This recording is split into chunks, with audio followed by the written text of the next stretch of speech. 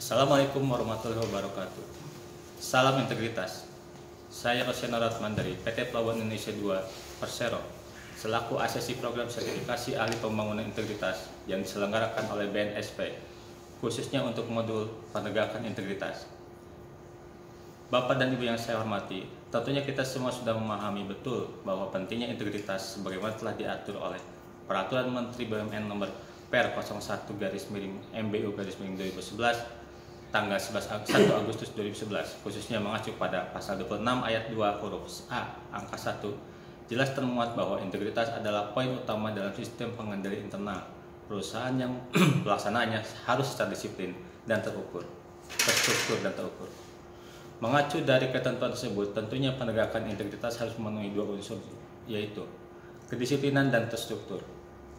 Penegakan integritas melalui kedisiplinan dapat dilakukan melalui cara-cara preventif maupun represif.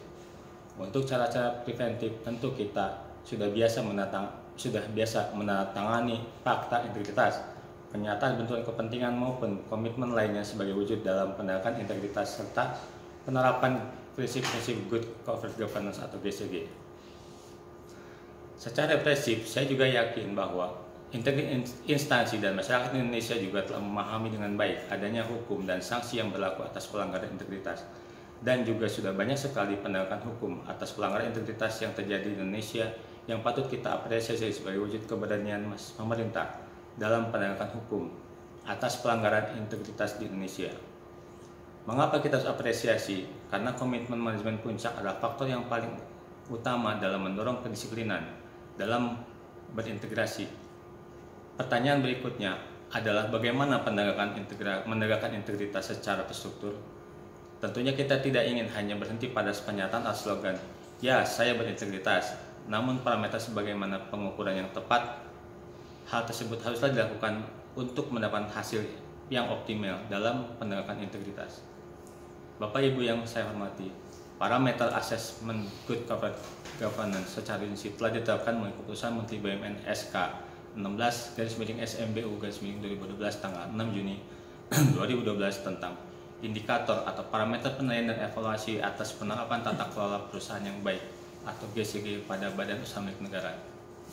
Pada 2019, perusahaan kami telah membentuk Change Agent budaya perusahaan dan Good Corporate Governance GCG di lingkungan PT Pelabuhan Indonesia 2 Persero tanggal 6 Mei 2019 dengan tugas sebagai berikut. Pertama, menjadi moral model dalam implementasi budaya perusahaan dan Good Corporate Governance di lingkungan kerja masing-masing. Kedua, mengakselerasi perkembangan perusahaan kepada atasan, rekan kerja, dan bawahan. Ketiga, memanfaatkan media sosial untuk melakukan komunikasi, koordinasi, dan kolaborasi dalam mendukung implementasi budaya perusahaan dan GCG.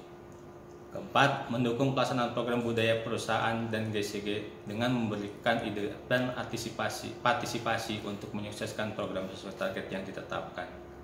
Kelima, melaksanakan strategi dan rencana komunikasi budaya perusahaan dan Good Corporate Governance yang diberikan oleh Departemen Budaya Perusahaan maupun Departemen Tata Kelola Perusahaan. Yang keenam, berpartisipasi dalam pelatihan orientasi dan briefing untuk change agents. Yang ketujuh, memberikan laporan reguler setiap 1 bulan kepada Departemen Budaya Perusahaan dan Departemen Tata Kelola Perusahaan. Selain itu, perusahaan memiliki sistem pelaporan atau whistleblowing WBS yang disebut dengan IPC bersih.